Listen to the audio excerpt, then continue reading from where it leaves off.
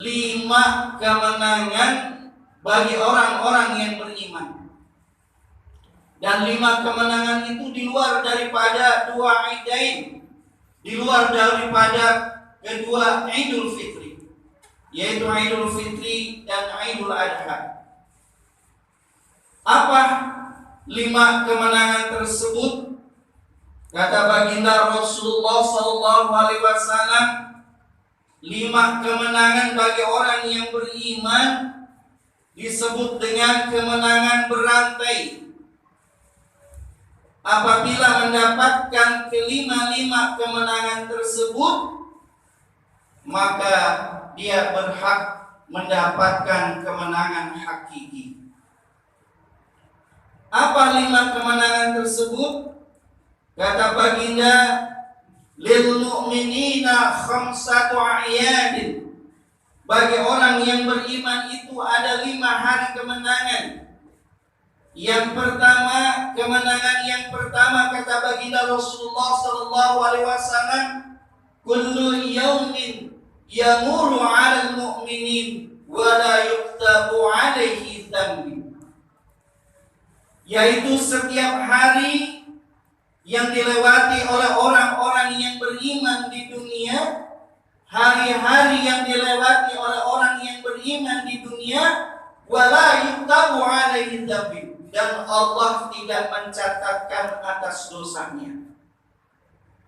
Jadi kemenangan pertama adalah apabila orang-orang yang beriman, hari-hari kehidupan orang yang beriman di dunia tidak berbuat dosa, maka itu adalah kemenangan yang pertama.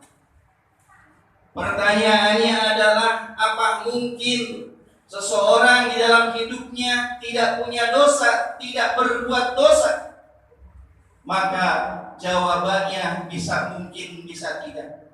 Tapi bagi orang yang beriman, agar hari-harinya tidak dicatatkan atas dosanya, maka iringilah hari-hari kita di dunia ini dengan banyak-banyak beristighfar kepada Allah, banyak-banyak bertobat kepada Allah, dan mendawamkan wudu di dalam kehidupan kita sehari-hari. Jadi apabila kita banyak beristighfar, kemudian kita mendawamkan wudu di hari-hari yang kita lewati, maka insya Allah istighfar dan wudu tersebut akan mencegah orang yang beriman untuk berbuat maksiat dan dosa.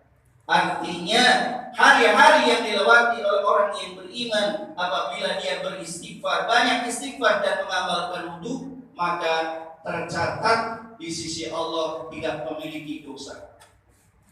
Jamaah yang sama-sama dimuliakan Allah Subhanahu wa ta'ala, kemenangan yang kedua kata baginda Rasulullah SAW bagi orang yang beriman adalah al-yawmul ladzi yakhruju fihi minad dunya bil iman wa syahadah was shalah.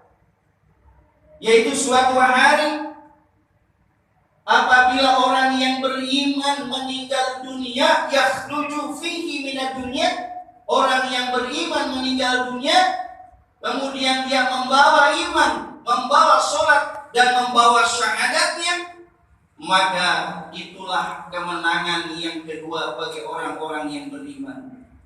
Maksudnya adalah apabila orang yang beriman selamat ketika syakaratul mautnya dari tipu daya setan yang akan menyesatkan orang yang beriman ketika syakaratul mautnya, ketika meninggal dunianya, dia mampu mengucapkan kalimat tauhid, la ilaha illallah, la ilaha illallah, la ilaha illallah, saat sakaratul mautnya, saat meninggalkan kehidupan dunianya, menghembuskan nafas terakhirnya, mampu mengucapkan kalimat tauhid, maka itulah yang disebut dengan kemenangan yang kedua bagi orang-orang yang beriman.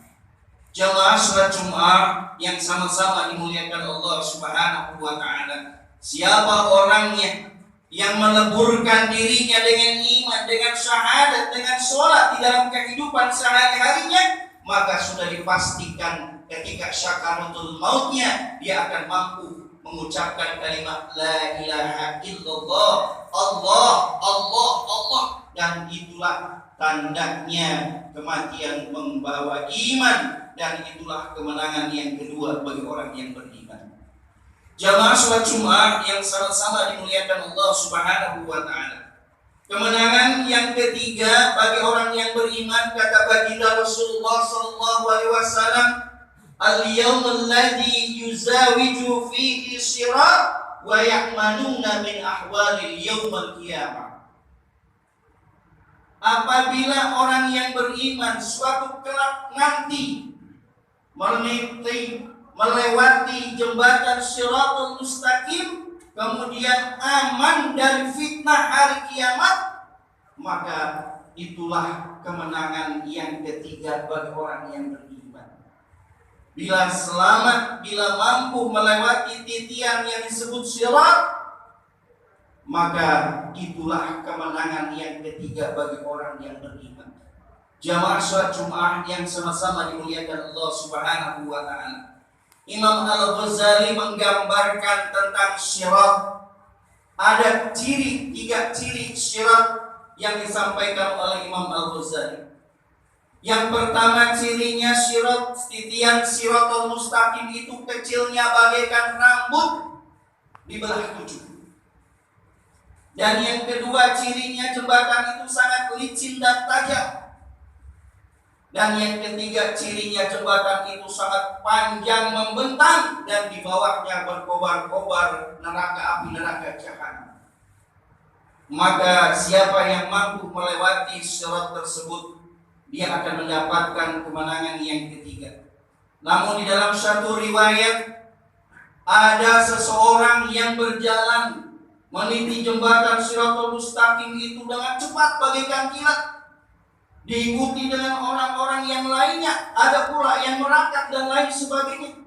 Namun di dalam satu riwayat, ada seseorang yang akan melewati jembatan Shiratul Mustaqim, kemudian dililit oleh binatang yang namanya ular hitam bermata satu yang namanya Quraisy, yang minta gendong saat majikannya akan melewati jembatan Shiratul Mustaqim. Siapa ular tersebut? Ular tersebut adalah jelmaan dari harta yang kotor, majikan yang gigir, yang pelit, sehingga harta kotor itu menjelma menjadi seekor ular besar bermata satu hitam pekat yang bernama Quraisy. Inilah fitnah ketika seseorang akan melewati jembatan Shiratul Mustaqim. Jamaah yang sama-sama dimuliakan Allah Subhanahu wa taala. Kemudian kemenangan yang keempat bagi orang yang beriman, kata baginda Rasulullah sallallahu alaihi wasallam, al-yaumul ladzi yadkhulul jannah wa ya'manuna min ahwali yaumil qiyamah. Suatu hari nanti orang yang beriman akan masuk ke dalam surganya Allah, sudah berada di pintu surganya Allah. Kalau dia selamat dari huru-hara neraka jahanam, maka dia akan masuk. Namun di dalam satu riwayat, ketika seseorang sudah berada di depan pintu surganya Allah, kemudian ada fitnah yang menghalanginya. Apa di antara fitnah yang menghalangi seseorang masuk ke dalam surganya Allah, padahal sudah berada di gerbang surganya Allah? Di dalam satu riwayat ada 3. Yang pertama yang menghalangi seseorang masuk ke dalam surganya Allah, yaitu nazar yang belum tersampaikan. Apabila seseorang bernazar tapi belum tersampaikan, maka akan jadi fitnah kelak di akhirat. Yang kedua yang akan menghalangi seseorang masuk ke dalam surganya Allah adalah kaitan hutang-piutang yang belum diselesaikan. Maka dia akan menjadi penghalang seseorang masuk ke dalam surganya Allah Subhanahu wa taala dengan hutang-piutang yang belum terselesaikan.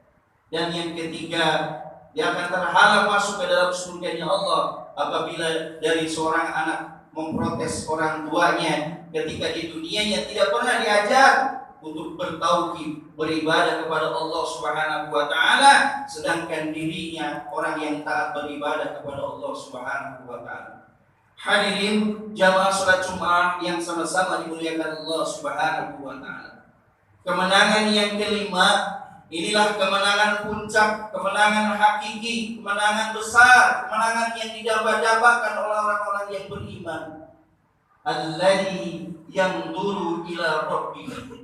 Suatu saat nanti kelak kita akan berjumpa dengan Allah Subhanahu wa taala, akan berkumpul dengan Rasulullah sallallahu alaihi wasallam, akan berkumpul dengan keluarga-keluarga kita yang taat kepada Allah, dan akan berkumpul di surga yanti dengan para ahli surga-surga yang lainnya. Inilah kemenangan besar, kemenangan yang hakiki, kemenangan yang ditunggu-tunggu oleh orang-orang yang beriman. Mengapa disebut dengan kemenangan hakiki? Karena kemenangan yang kelima itu Allah memberikan ridhonya kepada hambanya yang taat, dan Allah mencurahkan segenap rahmatnya kepada hamba-hambanya yang taat di dalam melaksanakan perintah-perintah di dunia.